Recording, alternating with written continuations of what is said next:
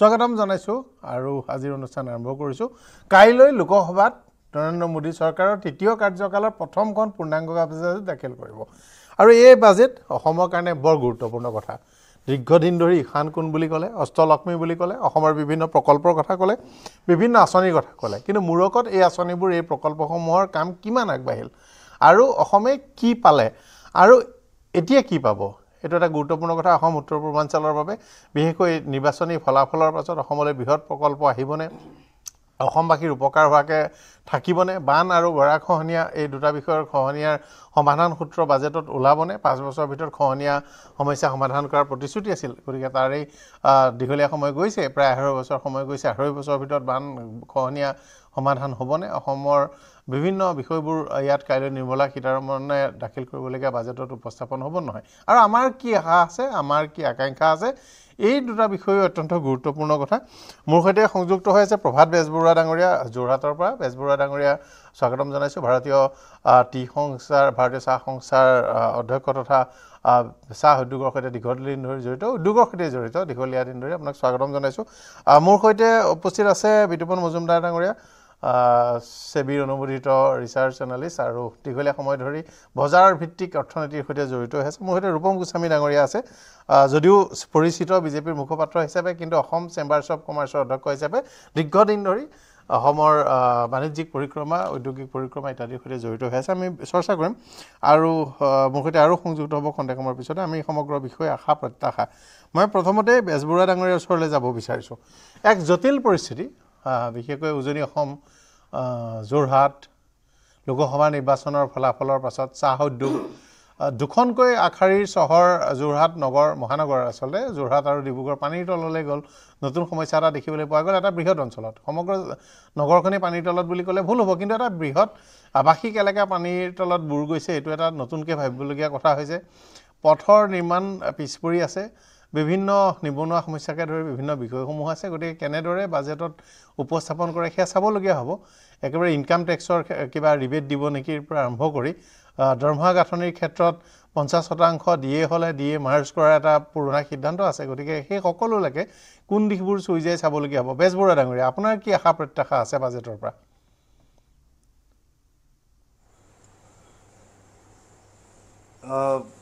আপুনি আমাৰ বানপানী সমস্যাৰ কথা আপুনি উল্লেখ কৰিছিলে উজনি অসমৰ বাকীৰ কাৰণে বোধহয় এইটোৱে বহুত ডাঙৰ সমস্যা এটা আৰু ঠিকেই কৈছে ডিব্ৰুগড়ত বেছি বেয়াকৈ মানে প্ৰভাৱটো পৰিলে মানে কেইবা দিন ধৰি কেইবা সপ্তাহ ধৰি তেওঁলোকৰ ডাঙৰ ডাঙৰ ৰাস্তাবোৰ পানীৰ তলতে আছে আমাৰ যোৰহাটত ইমান সমস্যা হোৱা নাই বুলিয়ে ক'ব লাগিব কিন্তু যেতিয়ালৈকে গোটেই নৰ্থ ইষ্টত এটা ইউনিফাইড পলিচি এটা নহয় তেতিয়া অসমৰ বানপানীৰ সমস্যাটো কেতিয়াও সমাধান কৰিব নোৱাৰিব চৰকাৰে কাৰণ আমি হ'লো এই ডাউন মানে আমাৰ অসমৰ বেছিভাগ অঞ্চলবোৰ প্লেইনছত আছে আৰু আমাৰ চাৰিওফালে পাহাৰ আছে বেলেগ বেলেগ ৰাজ্যবোৰত পাহাৰ আছে সেই পাহাৰবোৰত ডিফৰেষ্টেশ্যন বৰ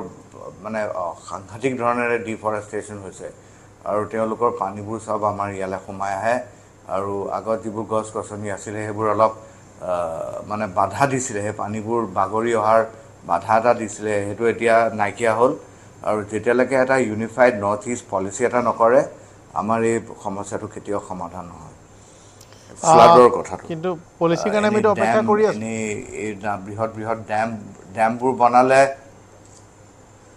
পলিচিৰ কাৰণে অপেক্ষা কৰি আছো কিন্তু তেনেকুৱা হৈছে এতিয়া মানে চৰকাৰে কিমান হাজাৰ হাজাৰ লাখ লাখ কোটি টকা খৰচ কৰিছে ইনফ্ৰাষ্ট্ৰাকচাৰৰ ওপৰত কিন্তু ইনফ্ৰাষ্ট্ৰাকচাৰৰ কোৱালিটিটো কেনেকুৱা আজি মই গুৱাহাটীৰ পৰা যোৰহাটলৈ আহিছোঁ যিবোৰ ৰাস্তা গুৱাহাটীৰ পৰা নগাঁৱলৈ যিটো 4 লেন বনালে অৱশ্যে তেতিয়া বেলেগ চৰকাৰ আছিলে সেই 4 লেনটো একদম এই 10 বছৰৰ ভিতৰত একদম শেষ হৈ গ'ল 4 লেনটো তাত ইমান বেয়া কণ্ডিশ্যন সেই চোৱাৰ গতিকে ইনফ্ৰাষ্ট্ৰাকচাৰৰ ওপৰত খৰচ কৰাটো বহুত ভাল কথা কিন্তু কোৱালিটি অফ ইনফ্ৰাষ্ট্ৰাকচাৰ এনশ্যোৰ কৰাটো চৰকাৰৰ দায়িত্ব বুলি ভাবোঁ মই আৰু মই নাভাবোঁ এইটো হৈছে বুলি আপোনালোকে জানে বিহাৰত 13টা নে কিমান দলং খহি পৰিলে 23খন দলং এবাৰ ভাগিলে দুটা বছৰ ফলত 23খন দলং 23খন দলং ভাগিলে মোৰ ভুল হ'ল 13 বুলি ভাবিছিলোঁ 23খন দলং ভাঙিলে সেই মানে আমাৰ ইনফ্ৰাষ্ট্ৰাকচাৰৰ কোৱালিটিটো যেতিয়ালৈকে আমি এনশ্যোৰ কৰিব নোৱাৰোঁ তেতিয়ালৈকে আমাৰ দেশখন মানে ডেভেলপ দেশ বুলি আমি ক'ব নোৱাৰিম নেকি কাৰণ চাওক আমেৰিকাত 1950ত বনোৱা ৰাস্তাবোৰ এতিয়াও ধুনীয়াকৈ চলি আছে গুৰুত্বপূৰ্ণ বিষয় উপস্থাপন চাহ উদ্যোগে বহুত মানুহক কৰ্মস্থাপন দিয়ে চাহৰ কাৰণে চৰকাৰে আমাৰ অসম চৰকাৰে বহুত কৰিলে হয় হয় ঠিক মই চাহ উদ্যোগৰ বিষয়টো আনিম প্ৰসংগটো মই এবাৰ আপোনাৰ ওচৰলৈ আকৌ আহিম আপোনাক আমাৰ সৈতে সংযুক্ত হৈ থাকিবলৈ অনুৰোধ জনালোঁ গোস্বামী ডাঙৰীয়া কি আশা কৰে নাই বেচিকেলি এটাতো যিটো বিশেষকৈ আমাৰ ব্যৱসায়ীসকল মই বিশেষ যিহেতু ট্ৰেডাৰ্ছক ৰিপ্ৰেজেণ্ট কৰোঁ বা ব্যৱসায়ী গোষ্ঠীটোক ৰিপ্ৰেজেণ্ট কৰোঁ গতিকে ব্যৱসায়ীসকলৰ যিটো স্লেব ধৰক সেই স্লেবটো অকণমান আজি এতিয়া 3 লাখটো মিনিমাম স্লেব সেইটো 5 লাখমান হ'লে ব্যৱসায়ীসকল সুখী হ'ব আৰু যিটো হায়াৰ স্লেব যিটো 30% আছে তাৰ ৰেঞ্জটো অকণমান যদি চেঞ্জেছ কৰে হয়তো 25%লৈ আনিব পাৰে বা কাৰণ টেক্স ৰেভিনিউটো লাগিবই এখন কাণ্ট্ৰি ডেভেলপ কৰিবলৈ ৰেভিনিউটোৰ প্ৰয়োজন হ'বই গতিকে এই অকণমান কেনেকৈ সাল সলনি কৰিলে মানুহৰ ওপৰতো বুজাটো কম পৰে আৰু বেছি মানুহ আগবাঢ়ি আহে কাৰণ সময়ৰ লগত মানুহৰ টাৰ্ণঅভাৰো বাঢ়ি গৈছে মানুহৰ খৰচো বাঢ়ি গৈছে গতিকে সেইটো এটা এক্সপেক্ট কৰোঁ 1 নম্বৰ 2 নম্বৰ যিটো ষ্টেণ্ডাৰ্ড ডিডাকশ্যন এটা আছে চেলেৰিত মানুহৰ কাৰণে যিটো 50,000 হয় সেইটো যদি 1.5 লাখমান টকা কৰে চৰকাৰে তেতিয়াহ'লে সেইটো এটা তেখেতসকলেও বহুতখিনি সকাহ পাব আৰু বেচিকেলি ছ'চিয়েল ছিকিউৰিটিৰ কথা আমি চিন্তা কৰিব লাগিব আৰু আজিৰ তাৰিখত ইণ্ডিয়া বহুদিন আগৰ পৰাই ডেভেলপিং কাণ্ট্ৰিজ কৈ থাকে কিন্তু মইতো ভাবোঁ ইণ্ডিয়া ডেভেলপ কাণ্ট্ৰিজ হয় ইণ্ডিয়া ডেভেলপ কাণ্ট্ৰিজত থাকিব লাগে 3টা বিশেষ ক্ষেত্ৰত গুৰুত্ব দিয়াটো আমি বিচাৰোঁ ফুড হেল্থ এণ্ড এডুকেশ্যন যদিও বাকীবিলাক এমপ্লয়মেণ্ট জেনেৰেশ্যন এগ্ৰিকালচাৰ ইণ্ডাষ্ট্ৰি এইবিলাক বিষয়টো থাকিবই কিন্তু basically food and health and education এই 3টাত কেনেধৰণে চৰকাৰখনে ষ্ট্ৰেছ দিয়ে সেইটো এটা গুৰুত্বপূৰ্ণ হ'ব গতিকে মই আৰম্ভণিত সেইখিনিয়ে ক'লোঁ পৰৱৰ্তী সময়ত বাকী কথাবিলাক মোৰ সৈতে শ্যামকান্ত মহন্ত ডাঙৰীয়া সংযুক্ত হৈছে স্বাগতম জনাইছোঁ আৰু বিদ্যুমান মজুমদাৰ ডাঙৰীয়া কাইলৈ বাজেট কি প্ৰত্যাশা বাজেটত একচুৱেলি কি হয় এজ এ ইকনমিষ্ট আৰু এজন নৰ্মেল মানুহে কি এক্সপেক্টেশ্যন কৰিছে একজেক্টলি ৰূপম দাই যোনটো ক'লে যে ইনকাম টেক্স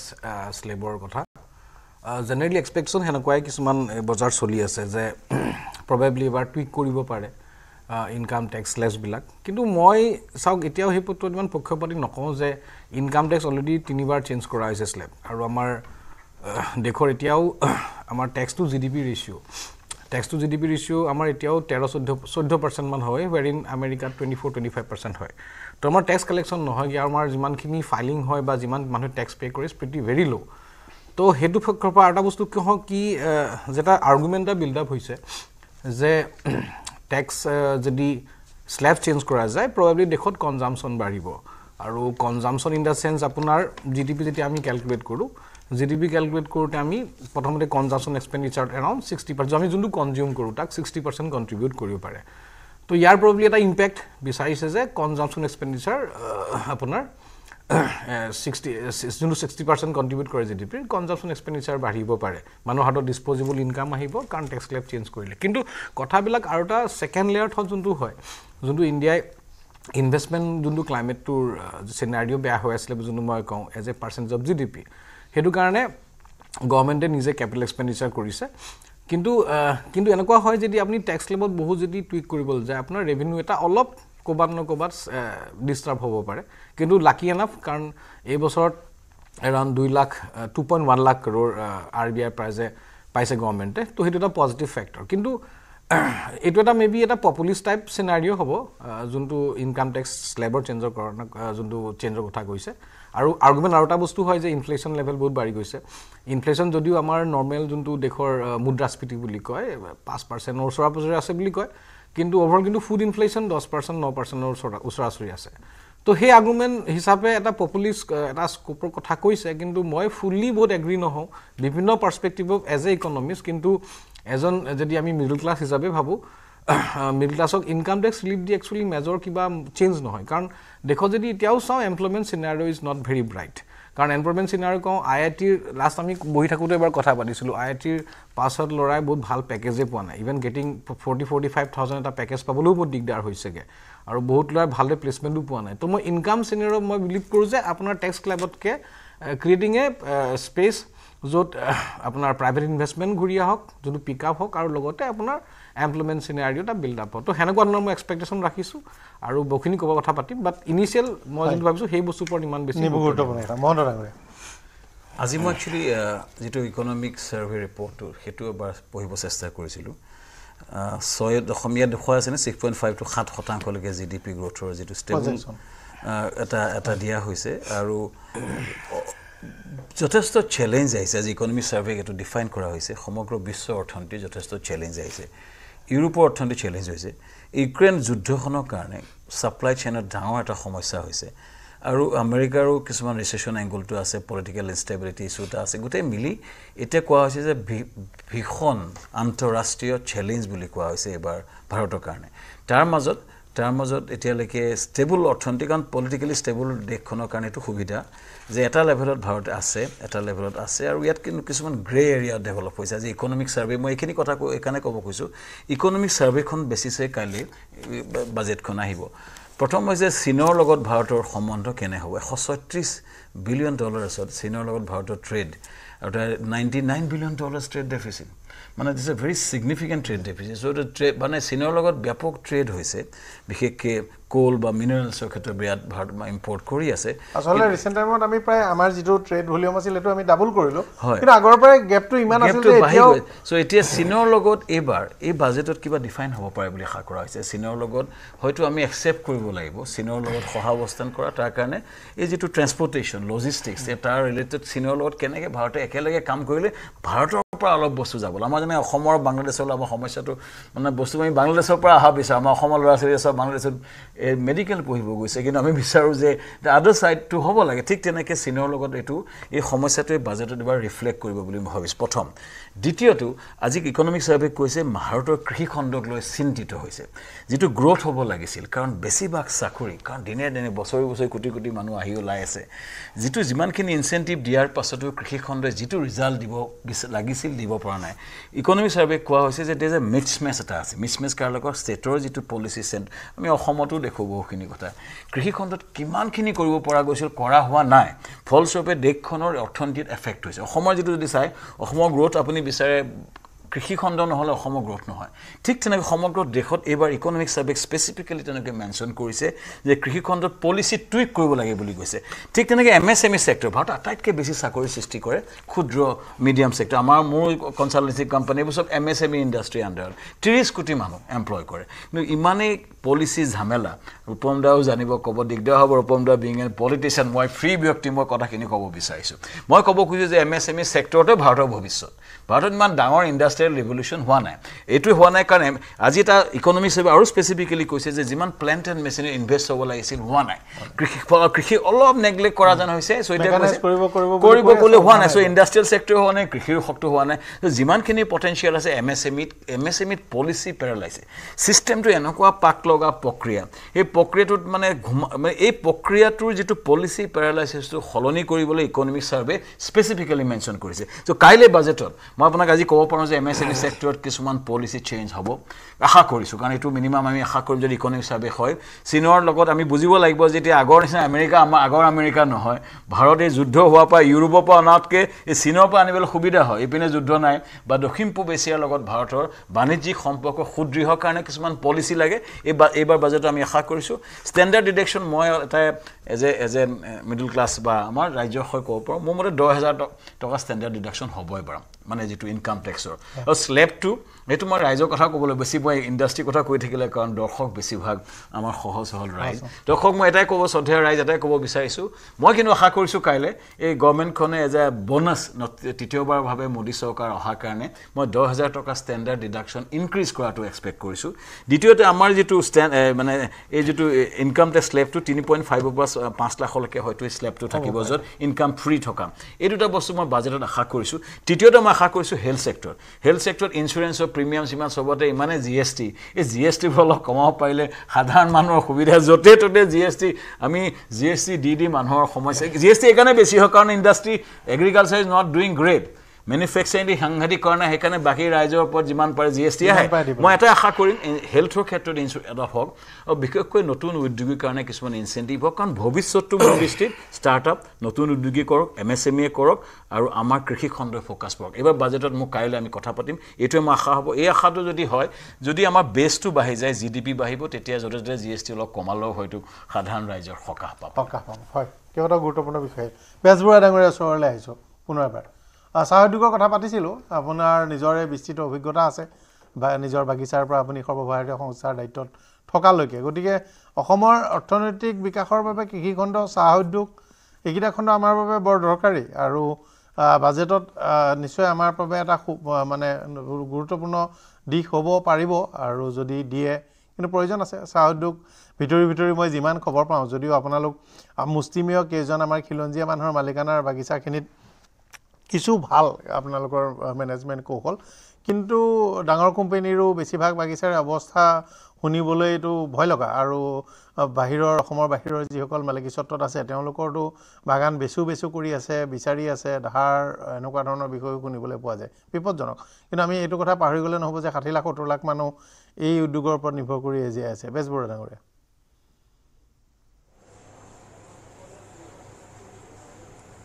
হয় এনে চৰকাৰে বোধহয় মানে যিবোৰ ষ্টেপ ল'ব লাগে অসম চৰকাৰে যথেষ্ট সহায় আগবঢ়াইছে আমাৰ উদ্যোগক যথেষ্ট সহায় আগবঢ়াইছে হয়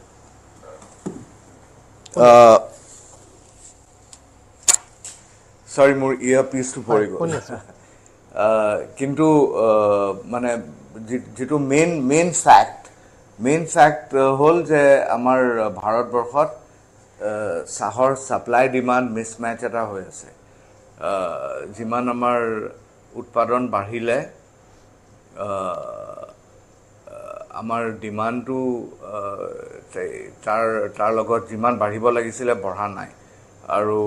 বোধহয় মানে আমাৰ চাহ উদ্যোগটো যিটো অসমত আমি চাহ উৎপাদন কৰোঁ আমাৰ চাহবোৰ মাৰ্কেটিং কোম্পানীবোৰে কিনে তেওঁলোকৰ যিবোৰ ষ্ট্ৰেটেজি চাহৰ দামটো দবাই ৰখাৰ ষ্ট্ৰেটেজি এটা ফলো কৰে তেওঁলোকে আৰু সেইটো ভাঙিবলৈ মানে ইমান সহজ নহয় সেইটো ভাঙিবলৈ চৰকাৰৰ সহায় নাপালে সেইটো কেতিয়াও আমাৰ ফালৰ পৰা আমি ভাঙিব নোৱাৰোঁ ডাঙৰ প্ৰতিষ্ঠান সেইটো নোহোৱালৈকে চাহ উদ্যোগৰ পৰিস্থিতিটো হয় ডাঙৰ আপোনালোকে জানে মই নেম নকৰোঁ মই মানে তেওঁলোকৰ নামবোৰ মই নলওঁ প্ৰগ্ৰামত কাৰণ আমিও তেওঁলোকৰ ওপৰত নিৰ্ভৰ কৰোঁ আমাৰ চাহবোৰ তেওঁলোকে নিকিনিলে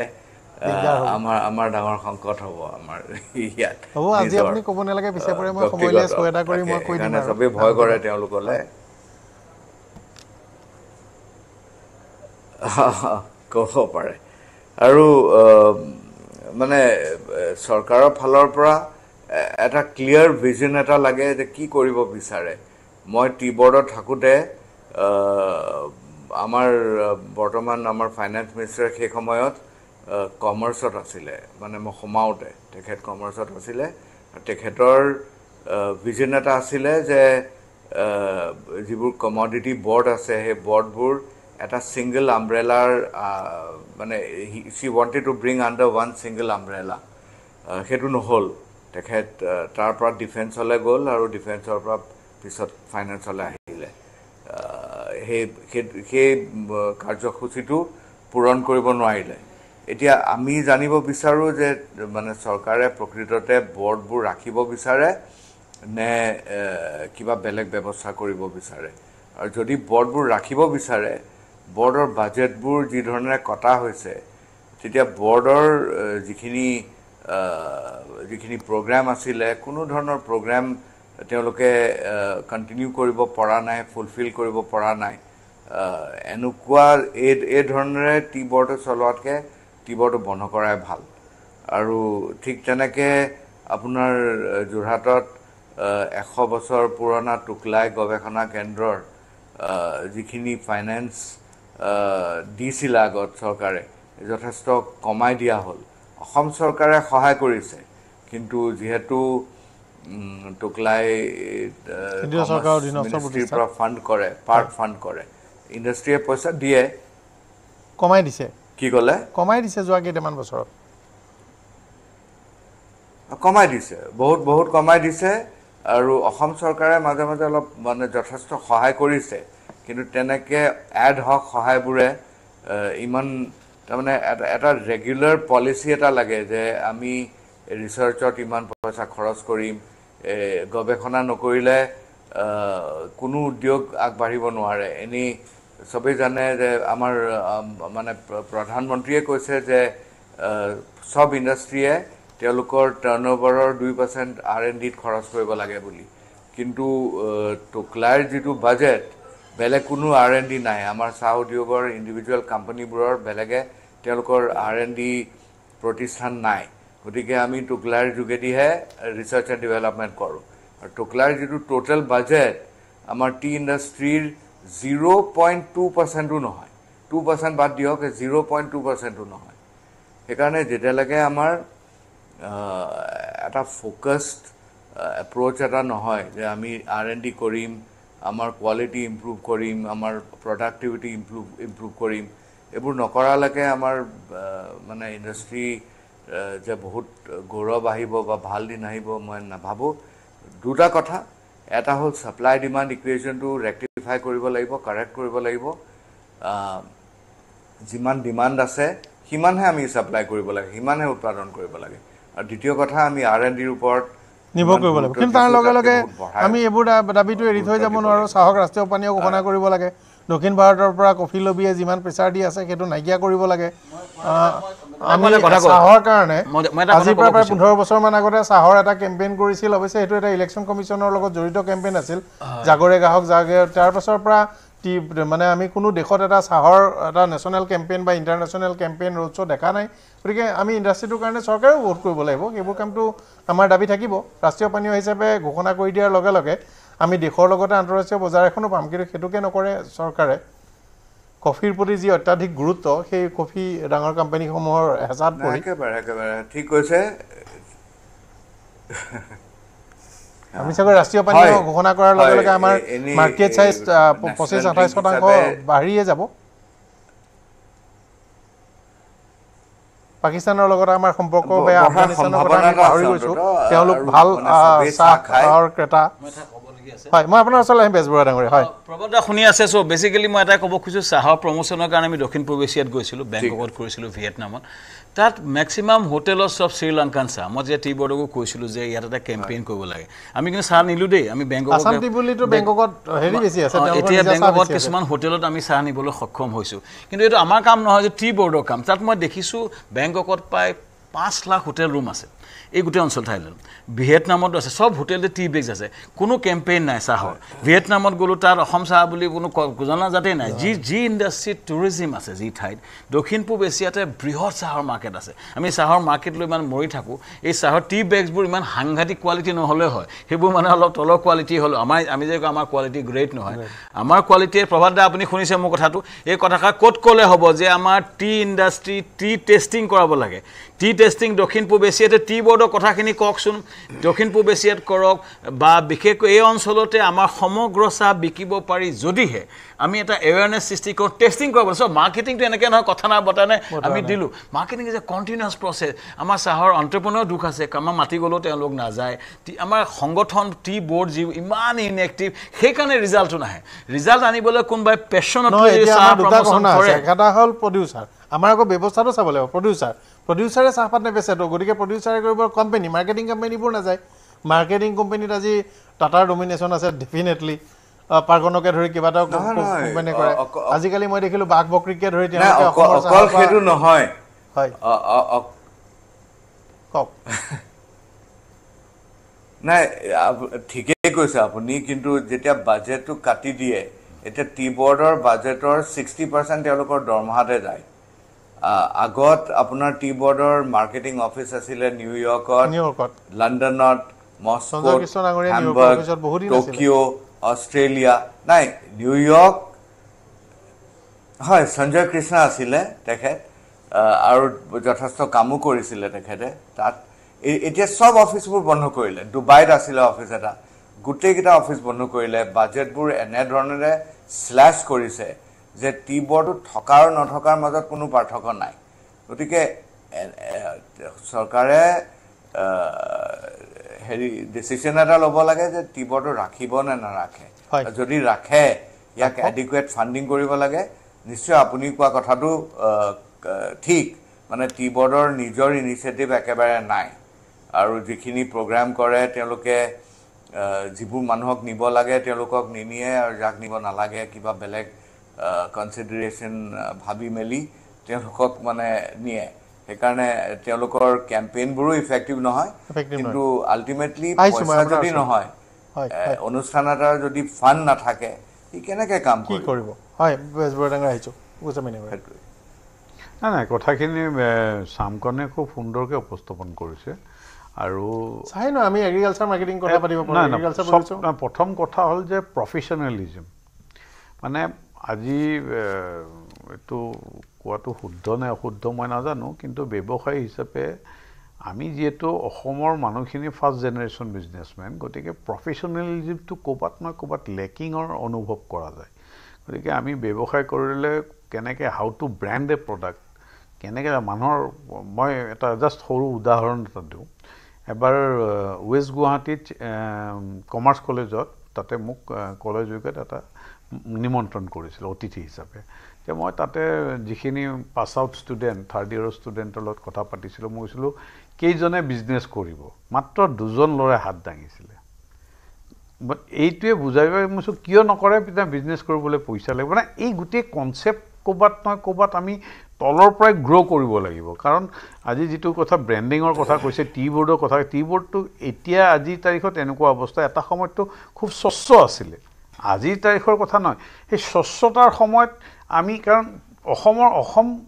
is known for only tea গোটেই ৱৰ্ল্ডত জানে গতিকে ৱৰ্ল্ডত আৰু অসমৰ টি বুলি ক'লে ছেকেণ্ড ক'বই নালাগে আমি ক'ৰবাত গ'লেও চাই জাহা মিলতা হে এনেকুৱা ধৰণৰ কথা বা ৱেৰ ইউ গেট দ্য টি গতিকে সেইকাৰণে ক'ৰবাত নহয় ক'ৰবাত লেকুনাটো থাকি গ'ল কিন্তু এতিয়াও মই ভাবোঁ যে একো দেৰি হোৱা নাই টি বৰ্ডে ইনিচিয়েটিভ ল'ব লাগিব আৰু মই ভাবোঁ কাম কৰিলে সঠিক প্ৰজেক্ট দিলে মই ভাবোঁ ডেফিনেটলি গভৰ্ণমেণ্ট কাম আহিব আগুৱাই আহিব গভৰ্ণমেণ্টে আগুৱাই আহি সহায় কৰিব কাৰণ আমি ক'ৰবাত নহয় আমি প্ৰফেশ্যনেলিজিম আমি তাত প্ৰফিট দেখাব লাগিব আমি কামটো কৰিলেই নহ'ব এতিয়া এই কামটোৰ পৰা আমাৰ ৰাহি হৈছে আমি ইণ্ডিপেণ্ডেণ্ট হ'ব লাগিব এই চিন্তা চৰ্চাবিলাক আমাৰ লাগিব আমি কেনেকৈ ইণ্ডিপেণ্ডেণ্টলি ছাৰ্ভাইভ কৰিব পাৰোঁ আমি ক'ৰবাত নহয় ক'ৰবাত আজি ইভেন মই ইণ্ডাষ্ট্ৰীৰ ক্ষেত্ৰতে কওঁ ইণ্ডাষ্ট্ৰীৰ ক্ষেত্ৰত যিখিনি ছাবচিডিয়ে কওক বা দিয়ে ইনিচিয়েলি এটা ছাপৰ্ট দিয়ে কিন্তু মই নিজে ইণ্ডাষ্ট্ৰী কৰিছিলোঁ মই অনেষ্টলি কওঁ মই ছাবচিডি নোহোৱাকৈ ইণ্ডাষ্ট্ৰী কৰিছিলোঁ মই এইকাৰণে কৈছোঁ মই জানো যে ছাবচিডি যদি মই লওঁ মই জীৱনত থিয় হ'ব নোৱাৰিম গতিকে এই কথাটো মানুহৰ মানসিকতাৰ পৰা আৰু বহু ক্ষেত্ৰত ছাবচিডিৰ ওপৰত ভৰসা কৰি আপুনি বৰ বেছিদিন ছাষ্টেইন কৰিব নোৱাৰে গতিকে নিজৰ এটা ছেল্ফ ছাকচেছফুল এটা মডেল থাকিব লাগিব গতিকে এনেকুৱা নহয় টিৰ বহুত স্ক'প আছে আৰু বহুত ধৰণৰ কথা বতৰা হ'ল মানে কোৱালিটি লৈ বহুত কথা হ'ল কিছুমান হেফেজাৰ পলিচিৰ কাৰণে বহুতখিনি হ'ল মই গোটেইখিনি বিতংভাৱে ক'ব নোৱাৰিছোঁ ভাৰত চৰকাৰে যোৱা এই নৰেন্দ্ৰ মোদী চৰকাৰ অহাৰ সময়ৰ পৰা বহুতখিনি আমাৰ ইয়াত কোকোনাট বৰ্ড আছে টি বৰ্ড আছে ৰাবাৰ বৰ্ড আছে কেনেকৈ ধৰি আমাৰ মানে অজস্ৰ বৰ্ড আছে বৰ্ডবোৰৰ ফাংচনিঙক লৈ কিছুমান অলপ খেলি মেলিও হৈছে সেইকাৰণে বন্ধ কৰিব বিচাৰিছে কিন্তু নতুন পলিচি সোনকালে আনিলে ভাল মানে ইটোও নকৰিব সিটোও নকৰিব মাজত ওলোমাই থ'লে উদ্যোগটোৱে শেষ হৈ যায় আৰু এইটো এটা লাৰ্জ এমপ্লয়াৰ অৰ্গেনাইজেশ্যন ইমানখিনি মানুহ এংগেজ হৈ থাকে সেইটো আপোনাৰ চাওক আপোনাৰ যোনখিনি কথা কৈছে এইটো ষ্টেট গভৰ্ণমেণ্টৰ ইনিচিয়েটিভ বা মানুহখিনিৰ দৰকাৰ কিন্তু এতিয়া মই আৰু এটা বস্তু কথা কওঁ যে বাৰু ঠিক আছে T is a important subject কিন্তু তাতকৈ আৰু এটা বস্তু আমাৰ প্ৰব্লেম হৈছে গোটেইখন দেশৰে এগ্ৰিকালচাৰ যোনটো ৰুৰেল ছেক্টৰত এতিয়া অলপ লাহে লাহে মূৰ দাঙি উঠিব পৰা হৈছে প্ৰথম ৰিজন আছিলে যোনটো আজিকালি এডভাৰ্ছ ৱেডাৰ কণ্ডিশ্যন আপোনাৰ আছিলে এল নিনো চলি আছিলে এল নিনোত আপোনাৰ বৰষুণ নহয় এল নিনো এতিয়া শেষ হৈছে আৰু আমি চাগে ছমাহৰ আগতে এবাৰ বহুতে কৈছিলোঁ যে এল নিনো শেষ হ'ব এবাৰ বৰষুণ হ'ব লানিনা আহিব আৰু আপোনাৰ বৰষুণ হৈ পেলাই ফ্লাডো হৈছে it was most predicted type তো কি হয়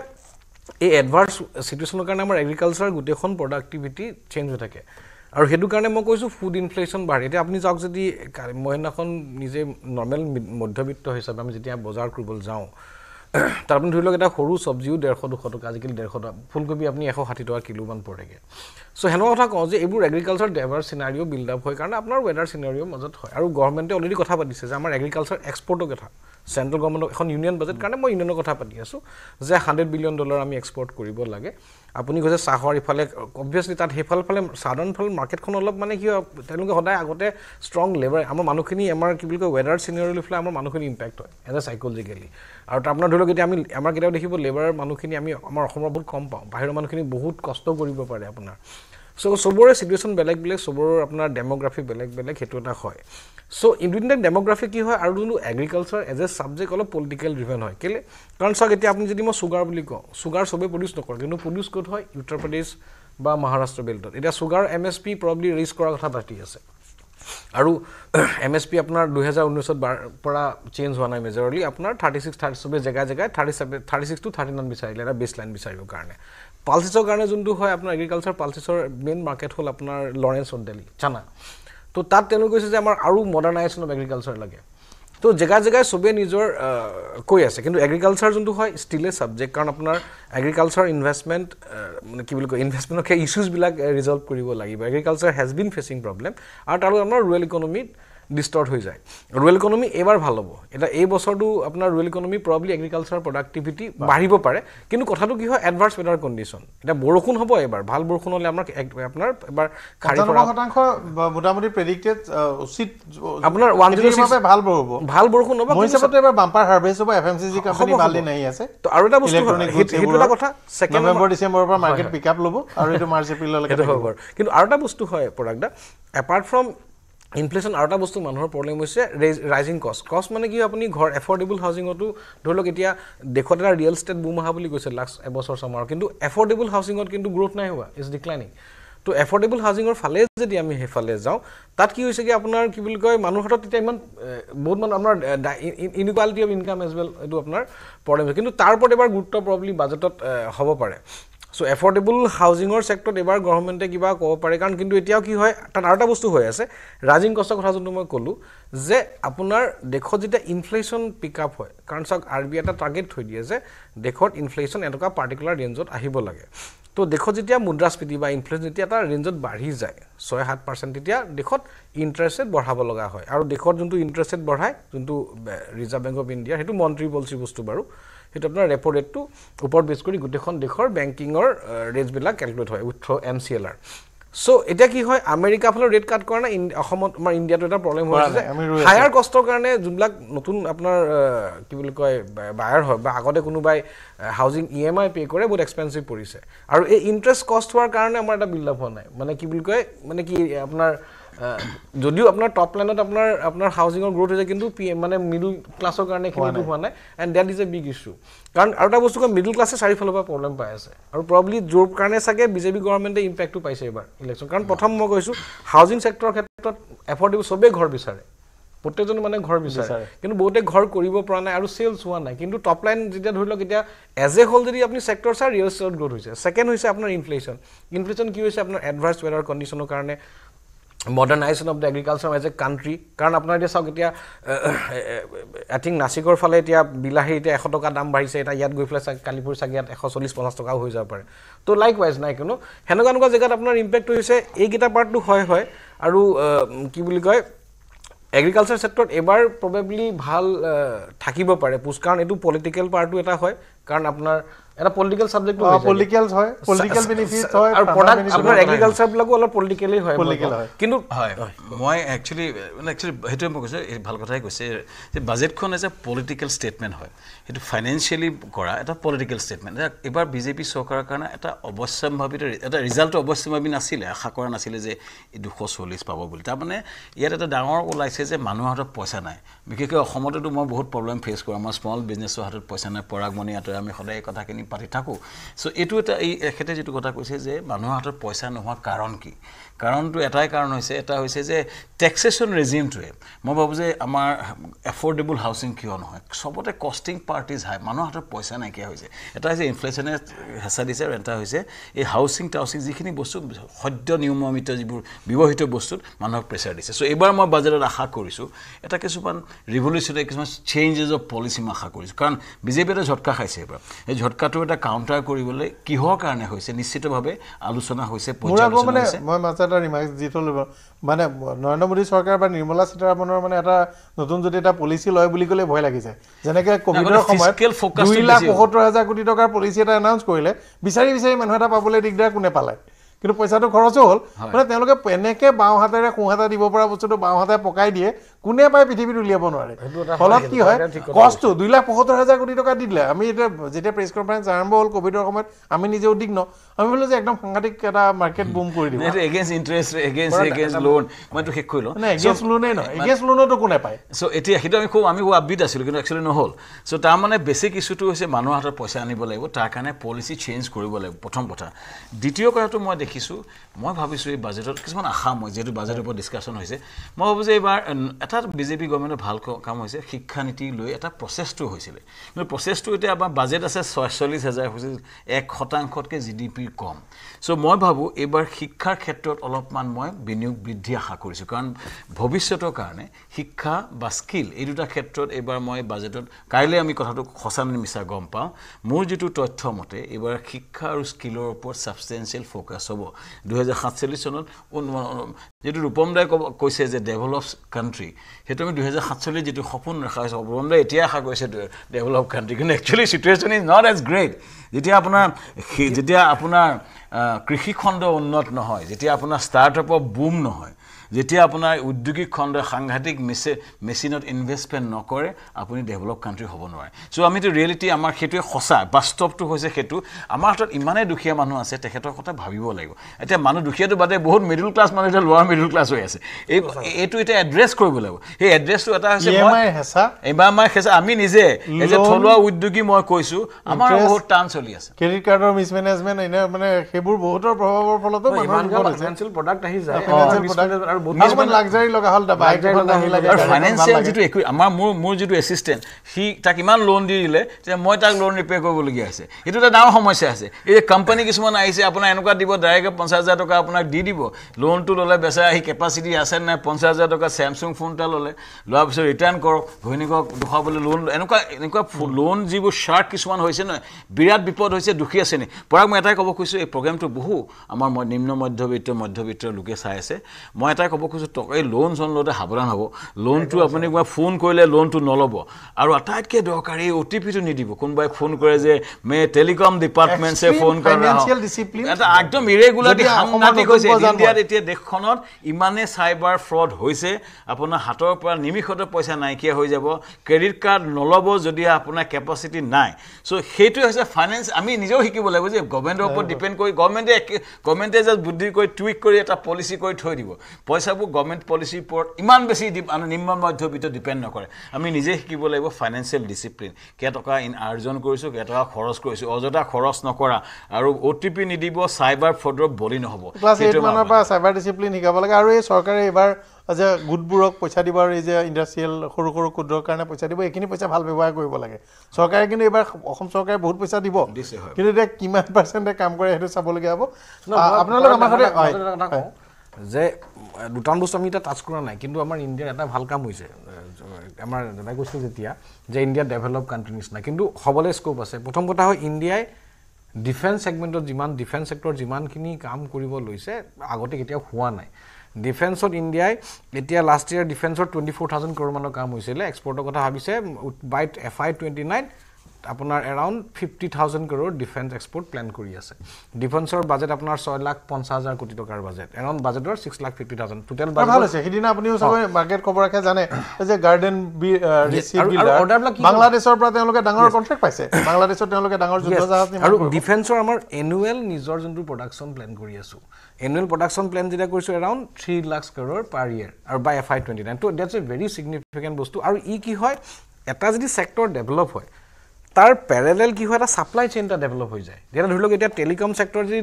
ডেভেলপ হৈ গৈছে ধৰি লওক এটা ধৰিছে তাৰ প্যাৰেলেল লগত কি হ'ব তাৰ লগত ওয়্যাৰ লগত তাৰ যি সাপ্লাই চেইন লাগে সেইখিনি ডেভেলপ হয় তো এটা প্যাৰেলেল ইন্ডাষ্ট্ৰি ডেভেলপমেন্ট হয় যোনটো আগতে হোৱা নাছিলে আৰু এইটো কেৱল মই ভাল খবৰ এটা দি থওঁ মই যোৱা কেইদিনমানৰ পৰা সাংবাদিক হিচাপে এটা কথা দেখিছো যে 6 মাহ মানৰ পৰা অসমৰ প্ৰতি ডিফেন্স ইণ্ডাষ্ট্ৰিয়েলিষ্টৰ আগ্ৰহ বাঢ়িছে মই আশা কৰি আছো অহা ডিসেম্বৰ নৱেম্বৰ মাহত গুৱাহাটীত এখন ডিফেন্স ফেয়াৰ হ'ব ডিফেন্স ইণ্ডাষ্ট্ৰিয়েলিষ্টৰ এখন মেলা হ'ব সেই মেলাখনতে যদি মুখ্যমন্ত্ৰী ডাঙৰীয়া আৰু অন্যান্যসকলে অলপ মনোযোগ দিয়ে বিষয়াসকলে অসমত অলপ ডিফেন্স ইনভেষ্টমেন্ট হ'ব ডিফেন্স ষ্টাৰ্টআপ হৈছে ডিফেন্স ষ্টাৰ্টআপ অসমীয়া কৰিছে কিন্তু আমি লাৰ্জ স্কেল হোৱাটো বিচাৰিছো ডিফেন্স ষ্টাৰ্টআপ কৰি অসমীয়া ইয়াৰ পৰা কিনে ডিফেন্স ইকুইপমেন্ট বাহিৰলৈ পঠাইছে এটা বহুত ডিফেন্সৰ মাৰ্কেটখন কোনখন হ'ব মই যিটো কথা কৈছো আজি কানপুৰ অৰ্ডিনেন্স ফেক্টৰী আমি গুৱাহাটীত অৰ্ডিনেন্স ফেক্টৰী অসমত নহয় নেকি তেনেকুৱা পৰ্যায়লৈকে মই এটা আগ্ৰহ বিল্ডাপ কৰা দেখিছো ডিফেন্সৰ ইন্টাৰেষ্ট বিলাক কৰিব পাইছে মোষ্টলি সাউথ ইষ্ট এছিয়ান আমাৰ এই ৰুটৰ কাৰণে অলপ প্ৰবলি এবাৰ ফোকাস হ'বও পাৰে আমাৰ সাউথ ইষ্ট এছিয়ান ৰুটৰ কাৰণে মেবি আগৰ পৰা 2021 কৈছিল ফোকাস হ'ব পাৰে আৰু ম্যাক্সিমাম অৰ্ডাৰ বিলাক এই সাউথ ইষ্ট এছিয়াৰ পৰা পাইছে ওচৰৰ পৰা আপুনি চাইনাত এক্সপেক্ট কৰিব না আপুনি ইউৰোপত নোৱাৰে আপুনি মিডল ইষ্টত নোৱাৰে তো ইনিশিয়েল মাৰ্কেট এখন বিল্ড আপ কৰিলে সেইটো এটা বিল্ড আপ হয় আৰু যেতিয়া এনেকুৱা সেক্টৰ ওচৰৰ পৰা যদি আমাৰ ডেভেলপ হয় অবভিয়াছলি আমাৰ প্যাৰেলেল ইকনমিক ডেভেলপমেন্ট হয় সেইটো ভাল কিন্তু আৰু এটা মাজতে প্ৰবলেম হয় হেতু সেক্টৰটো হৈ আছে আপোনাৰ ডিফেন্সৰ সেক্টৰ তাত ভালেখিনি কাম আছে আৰু আত্মনিৰ্ভৰশীল ভাৰত বস্তুটো ভাল কাম চলিছে তাতে কোৱেশ্চনটো আহি যায় চাইনা চাইনাৰ লগত কেনেকৈ মিলাম চাইনাৰ লগত মিলাবৰ কাৰণে আমি ডিফেন্স এৰিব লাগিব চাইনাৰ লগত মিলাবৰ কাৰণে আমি আত্মনিৰ্ভৰশীল ভাৰত এৰিব লাগিব কেলে আত্মনিৰ্ভৰশীল ভাৰত কাৰণ আমাৰ আগতে স্যামসাঙৰ ফোনৰ কথা যোনবিলাকে বনাইছিলে তাতে বাহিৰতে বনিছিলে ভিভো নে Xiaomi টমি বাহিৰত বনিছিলে এতিয়া গোটেইখিনি কন্ট্ৰাক্ট ম্যানুফেকচাৰ হয় আমাৰ ইণ্ডিয়াতে ডিক্সনে বনায় আৰু ম্যাক্সিমাম এটা ধৰি লওক এতিয়া ফক্সকনে বনাই আছিল এতিয়া আবাৰ চলি আছে কিন্তু কি হয় ম্যাক্সিমাম এতিয়া যোনটো ইণ্ডিয়াৰ গ্ৰোথ ষ্টৰী হয় post Covid hall less reliant on China গোটেই গ্লোবালি যোনটো চাই অকল আমেৰিকা নহয় গোটেই হোল ইউৰোপ এটো চাইনা +1 ষ্ট্ৰেটেজি বুলি কয় ইণ্ডিয়াত কষ্ট লেবাৰ কষ্ট কম হয় আমি চাইনাৰ লগত যদি কোবাত লগত দুটা এংগল আহি যায় কোবাত আমেৰিকাৰ লগত বা এফালে আপোনাৰ এটো এটা ওয়াৰ ইস্যু ইউক্ৰেইনৰ লগত এটা সেকেন্ড ইস্যু আহি যায় চাইনাৰ লগত যদি আমি যদি ডাইক আমি তেওঁলোকৰ বহুত জায়গা হাতু মিলাও বহুতখিনি বিজনেসও দিগদাৰ হৈ যাব তো কোবাত নহয় চাইনাৰ লগত মিলোৱা অলপ টান ইকুৱেশ্যন বেলেন্স ট্ৰেড কৰিব লাগিব আৰু তাতে বিত্তমন্ত্ৰী কেন্দ্ৰীয় চৰকাৰৰ কথাটো ৰিফ্লেক্ট হ'ব লাগিব সেইটো বহুত টান $143 বিলিয়ন $98 বিলিয়ন চাইনা মানে টোটেল ট্ৰেড এণ্ড এইবাৰ আপুনি চাব এইবাৰ বাজেটত চাইনাৰ লগত সহাবস্থান এনেকুৱা সময়ৰ পৰা মই বিজনেস ট্ৰেক কৰিছো য'ত ভাৰতৰ $12-13 বিলিয়ন $9 বিলিয়ন এনেকুৱা এতিয়া আৰু বাঢ়ি গৈছে তাৰ পৰা এতিয়া আৰু আমি যিমান আত্মনিৰ্ভৰ কথা কৈছো ডিফেন্স হেৰি হেজ গান আপ সি মই সত্য কথাটো কৈ নাই সেইটো সমস্যাটো ইমান আণ্ডাৰষ্টেণ্ড ইকনমিক সাৰ্ভে স্পেচিফিকেলি কিয় লিখিবলগীয়া হৈছে যদি আমি আত্মনিৰ্ভৰ হৈছে আমাৰ ট্ৰেড ডিফিচিট ভয়ংকৰ তাৰ মানে আমি কিয় হৈছে চাইনা এটা লেভেল বহুত আগবাঢ়ি গ'ল এতিয়া চাইনাৰ লগত সহাৱস্থান নকৰিলে অৰ্থনৈতিক অসুবিধা হৈছে বুলি আজি চাইনাৰ তাৰ লগত দুটা ঘটনা আছে এটা তাৰ লগত মই কেৱল মাত্ৰ দুটা সংযোগ কৰোঁ গোটেই ফাৰ্মাচিউটিকেল ইণ্ডাষ্ট্ৰি আগতে অবজাৰ্ভ কৰা নাছিলে গোটেই ইণ্ডিয়াৰ হোল ফাৰ্মা সেক্টৰৰ সাপ্লাই চেইন চাইনাই গোটেই মনে নিজৰ হৈ গ'ল ইণ্ডিয়াত আগতে নিজৰ যেতিয়া ফাৰ্মা ইনপুটস বনাব লগা হয় এটা বহুত দাম বাঢ়িছে ট্ৰেড ডেফিচিট মেবি ৰিজন ফাৰ্মাৰো হ'ব আৰু গোল্ডো মিনাৰেলছৰ কথাটো জাহিমকে নেক্সটটো এটা কি হয় প্ৰথম আপোনাৰ যোনটো ফাৰ্মাৰ প্ৰডাক্টবিলাকৰ গোটেই হোল সাপ্লাই চেইন চাইনাই কণ্ট্ৰল কৰিলে আৰু হেতু ইণ্ডিয়াৰ ইণ্টাৰনেল সিকিউৰিটিৰ কাৰণেও ডাঙৰ কুৱেশ্যন এটা আহিছে আমি চৰ্চা কৰিম এটা বিৰতিৰ পিছত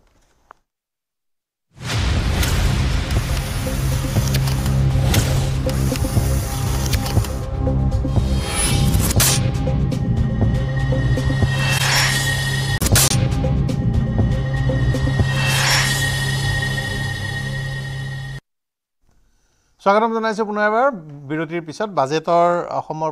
প্ৰত্যাশা ডক্টৰ প্ৰভাত বেজবৰুৱা ডাঙৰীয়া আছে মই কৰিব বেজবৰুৱা ডাঙৰীয়া চলাইছো এতিয়া আমি সামগ্ৰিকভাৱে আমাৰ লাগিব যি খণ্ডতেই নহওক নিয়োগৰ সুযোগ আমাৰ সমস্যাসমূহৰ বাবে কেন্দ্ৰীয় চৰকাৰৰ পৰা সমাধানৰ পথ আৰু আমাৰ পিছপৰা যোগাযোগ ইত্যাদি ব্যৱস্থাৰ উন্নীতকৰণ এই তিনিটাটো আমাক তৎক্ষণাত লাগে বেজবৰুৱা ডাঙৰীয়া হয় লাগে মানে আমাৰ ভাৰতবৰ্ষত এতিয়া 7%ৰ ওপৰত গ্ৰোথ হৈ আছে আমাৰ যিটো GDP গ্ৰোথ এতিয়া বৰ্তমান 7%ৰ ওপৰতে হৈ আছে কিন্তু যিমান এমপ্লয়মেণ্ট জেনেৰেট হ'ব লাগে সিমান এমপ্লয়মেণ্ট জেনেৰেট হোৱা নাই আৰু ইয়াৰ মূল কাৰণ হ'ল যে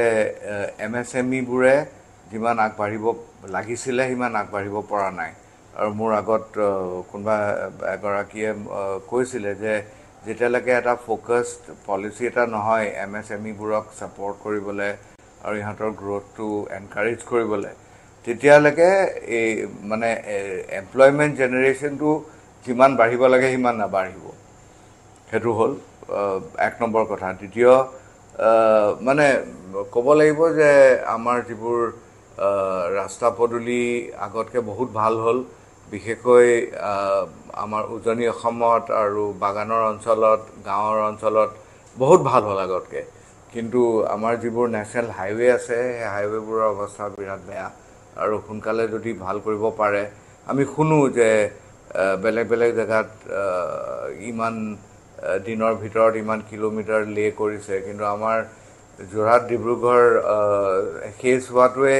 কিমান বছৰ এনেকৈ পৰি আছে সেইটো এটা আচৰিত কথা কিবা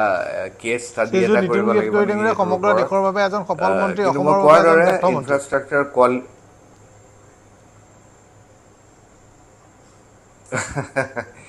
সেইটো মই কোৱা নাই কিন্তু হয় মানে নাই আপুনি আপুনি আগতো মানে ইয়াৰ আগৰ চৰকাৰে যিকেইটা ৰাস্তা বনালে সেই তাৰ কোৱালিটিও ভাল নহয় সেইকাৰণে মানে ইন জেনেৰেল যেনেকুৱাই চৰকাৰ নাথাকে দিল্লীত আমাৰ কণ্ট্ৰেক্টৰবোৰে যিমান ভাল কাম কৰিব লাগে তেওঁলোকে নকৰে আৰু যিমান কঠোৰভাৱে তেওঁলোকৰ কামখিনি মানে পৰীক্ষা কৰিব লাগে সেই পৰীক্ষাটো নকৰে নেকি আমাৰ চৰকাৰবোৰে সেইটো চেঞ্জ কৰিব লাগিব আৰু কিছুমান বহুত ভাল ভাল কথা হৈছে আমাৰ ব্ৰহ্মপুত্ৰ নেশ্যনেল ৱাটাৰৱে হিচাপে আগৰ পৰাই আছে কিন্তু এতিয়া তাৰ কিছুমান কাম কৰিবলৈ আৰম্ভ কৰিছে বাংলাদেশৰ মাজেদি ৱাটাৰ ট্ৰান্সপৰ্ট ফেচিলিটিবোৰ বঢ়াবলৈ আৰম্ভ কৰিছে এইখিনি কৰিছে কিন্তু আকৌ মোৰ আগত কোনোবা এজনে কৈ গৈছিলে যে দৈনিক সামগ্ৰীৰ দামবোৰ যেনেকৈ বাঢ়িছে সেইখিনি যদি কণ্ট্ৰল কৰিব নোৱাৰে চৰকাৰে তেতিয়া এইবাৰ অলপ ঝাটকা এটা পালে ইয়াৰ পিছত যিবোৰ পৰীক্ষা আহিব সেইবোৰত হয়তো আৰু ঝাটকা পাব সেইকাৰণে মই ভাবোঁ যে ইকনমিক থিয়ৰী কিছুমান ক্ষেত্ৰত অলপ বাদ দি যদি কিছুমান ষ্টেপ ল'ব পাৰে কিছুমান দৈনিক সামগ্ৰীৰ দামবোৰ ষ্টেবিলাইজ কৰিবলৈ কিছুমান ষ্টেপ যদি ল'ব পাৰে বাজেটৰ যোগেদিয়ে হওক বা কিবা বেলেগ ব্যৱস্থাৰ যোগেদিয়ে হওক সেইখিনি যদি কৰিব পাৰে তেতিয়া আমাৰ জনসাধাৰণৰ জীৱনবোৰো অলপ ভাল হ'ব আৰু চৰকাৰেও কিছুমান এনেকুৱা পইণ্ট পাব যিবোৰে সেই পইণ্টবোৰে তেওঁলোকক আৰু 5 বছৰ হেৰি এটা দিব পাৰিব আৰু চৰকাৰে কিছুমান ইচ্ছা কৰি পেলাই চৰকাৰৰ পলিচি আগৰ চৰকাৰ বা এই চৰকাৰ বুলি নহয় এতিয়া পেট্ৰলৰ ডিজেলৰ ওপৰত অযথাকৈ বহুত টেক্স লগাই গোটেই দেশখনক ভাৰাক্ৰান্ত কৰি ৰাখিছে চৰকাৰে যদি কৈছে যে ইকনমি ভাল পইচা ভাল ইনকাম ভাল ৰিজাৰ্ভ বেংকেও 2 লাখ কোটি টকাৰ ওপৰতহে যদি ডিভিডেণ্ড দিয়ে তেনেহ'লে এইবোৰ অলপ কমাই দিব লাগে এইটো এটা আমি কথা নাপাতোঁ আমাৰ দেশৰ অন্যতম এই দুৰৱস্থা কিন্তু অন্যতম এটা মূল কাৰণটো হ'ল অভাৰ টেক্সেশ্যন বিশেষকৈ পেট্ৰলিয়াম প্ৰডাক্টত কাইলৈ যদি ডিজেলৰ দাম কমি যায় সমগ্ৰ দেশত সাংঘাতিকভাৱে ইম্পেক্ট পৰিব আৰু এটা প্ৰডাক্ট কি হৈ আছে মই আপোনাক আপুনি কৈ আছিলোঁ যে দেশত আৰু এটা বস্তু প্ৰব্লেম হৈছে এইটো বস্তু বহুত গুৰুত্বপূৰ্ণ কাৰণ আজিকালি কি হয় আমাৰ অসমত বা গোটেই এক্ৰছ ইণ্ডিয়া বহুত ট্ৰেডাৰ বাঢ়িছে কি হৈছে ৰিজাৰ্ভ বেংকৰ ডেটা মতে আজিকালি মেক্সিমাম ডাঙৰ বেংক ইভেন HDFC বেংকৰ নিচিনা বেংকত য'ত আমাৰ কাছা ডিপ'জিট 45% মান আছিলে তেওঁলোকৰ কাছা ডিপ'জিট ড্ৰপ হৈছে across the bank already public ছেক্টৰৰ বেংকবিলাকৰো ড্ৰপ হ'লেই প্ৰাইভেট ছেক্টৰো ড্ৰপ হৈছে তাৰ এটা ৰিজন কৈছে যে এই পইচাখিনি আল্টিমেটলি কি হয় মুভ অন হৈছে ডাইৰেক্টলি স্পেকুলেটিভ এক্টিভিটি সব পইচা বেংকৰ পইচাৰি জেনেৰেলি কি হয় আপোনাৰ সেভিং এণ্ড ইনভেষ্টমেণ্ট পৰা দেশৰ কাৰণে গ্ৰোথৰ ফালে যায়গে কিন্তু এফালে কি হৈছে এই পইচাখিনি আহিছে আপোনাৰ investment normal investment proper investment আহিলে ভাল আছিলে কিন্তু আহিছে ক'ত স্পেকুলেটিভ এক্টিভিটি এটা ৰিজন ঠিক হয় যে আমাৰ দেশত এটা negative real rate of interest চলি আছে আপোনাৰ যদি ইনফ্লেশ্যন যদি পৰি আছে আপোনাৰ 8-9% যদি ফুড ইনফ্লেশ্যন আমি কাউণ্ট কৰি কওঁ বা অভাৰঅল ইনফ্লেশ্যন আমাৰ 5-6%, আমি যদি কাঁচা ডিপজিটত পাওঁ বা ছেভিং একাউণ্টত যদি 3.5% পাওঁ, তেতিয়া আমাৰ নিগেটিভ 1.5% পইচা লছ হৈ আছে। তো সেই পইচাটো বাৰু নৰ্মেল ইনভেষ্টমেণ্ট নহয়, আপোনাৰ স্পেকুলেটিভ এক্টিভিটি হিচাপে গৈ আছে, যোনটো সেবিও কনচাৰ্ণ হয়। আৰু আমাৰ অসমত বহুত ট্ৰেডাৰ আছে যোনে আজিকালি বহুত ডেকা ল'ৰা ছোৱালী ট্ৰেডিং কৰিবলৈ ওলাই আহিছে, কোনোবাই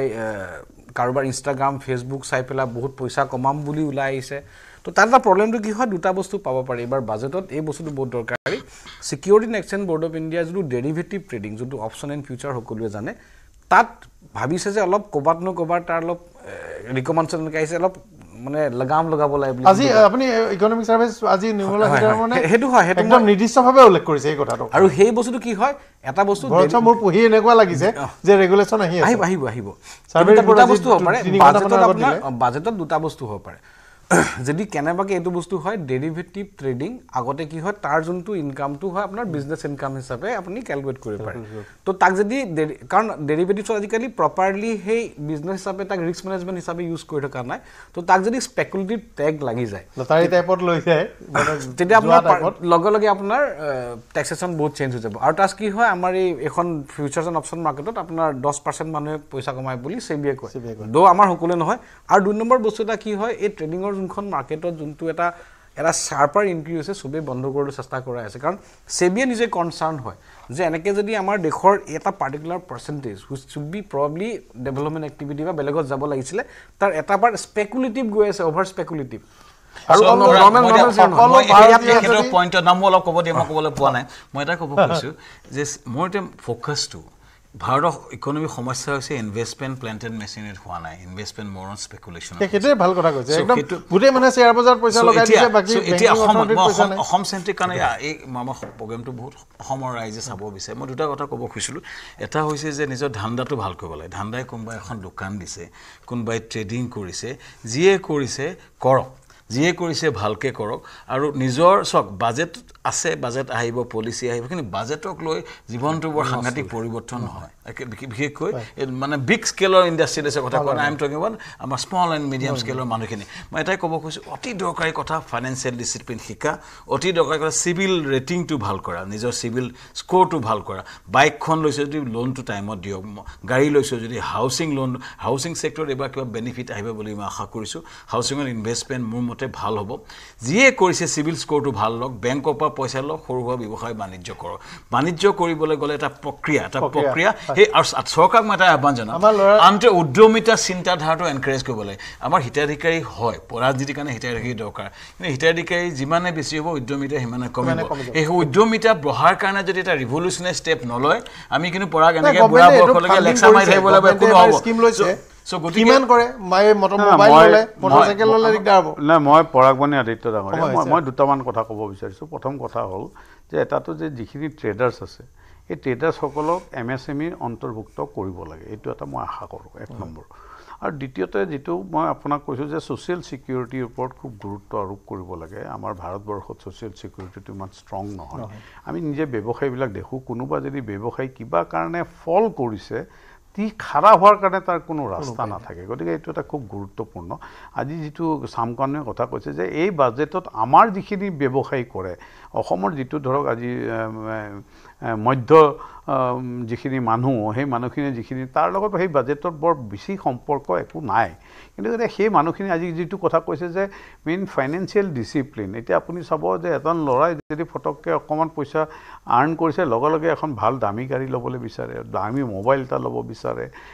মানে আমি কেনেকৈ কেপিটেলটো গ্ৰ'থ কৰিব লাগে, কাৰণ মই নিজেও ফাৰ্ষ্ট জেনেৰেশ্যন বিজনেছমেন, গতিকে আমি মানে এই কথাবিলাক আমি অনুভৱ কৰিব লাগে। আমি কেনেকৈ কেপিটেল গ্ৰ'থ কৰিব লাগে, ফটককৈ এটা ঘৰ কিনি পেলাই, যি which is a very bed investment.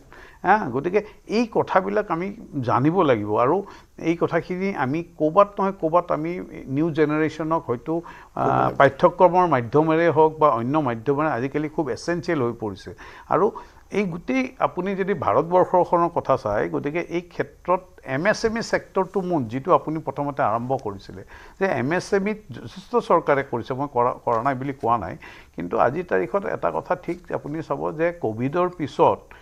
কিছু মানুহে এতিয়াও খাৰা হ'ব পৰা নাই। গতিকে মই আশা কৰিম যে চৰকাৰে হয়তো সেইসকলৰ কাৰণেও এই বাজেটত চিন্তা কৰিব, কাৰণ কিছু মানুহ খাৰা হ'ল, বহুতখিনিয়ে হ'ল। আজি আমি অন্য দেশৰ তুলনাত ক'ভিডৰ পিছত ভাৰতবৰ্ষই বহুত ভাল কৰিছে, সেইটো আমি নৎসাত কৰিব নোৱাৰোঁ। গতিকে আমি আশা কৰিম, কাৰণ মানুহ যিমানে হয়, আজি লাইফষ্টাইলটো সম্পূৰ্ণ